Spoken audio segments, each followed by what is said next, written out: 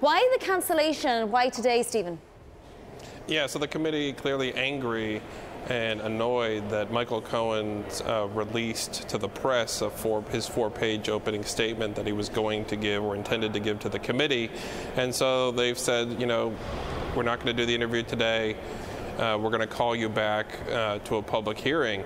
And so that's going to be a much higher profile event. It won't be behind closed doors. It'll be with the TV cameras blazing and a very potentially sort of a high stakes event. And you know, we may be entering that stage where they move from these closed door hearings, often with lower level people, to now you get to some of the more higher profile people who've had, some of them have already had interviews, like Jared Kushner. They might start calling these people here to public hearings where the whole public can see them answer.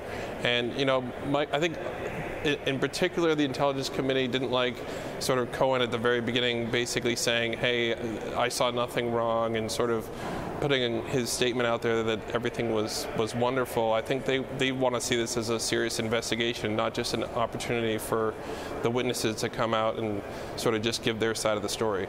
So what are we expecting to hear when he actually makes an appearance? I think that's going to be something that's going to take some time to put together and negotiate. As far as the dates, it does look like the first public hearings are probably going to be in October, so at least a few weeks away. Will his prepared testimony now change? I think what people want to hear from Mr. Cohen is more about his relationship with Felix Sater, who was involved in this Trump Tower Moscow project, why exactly that project fell apart just when the presidential race was heading into the primaries and President Trump, then candidate Trump, was rising in the polls, about why he sent a letter to Moscow, to Vladimir Putin's spokesman, asking for help.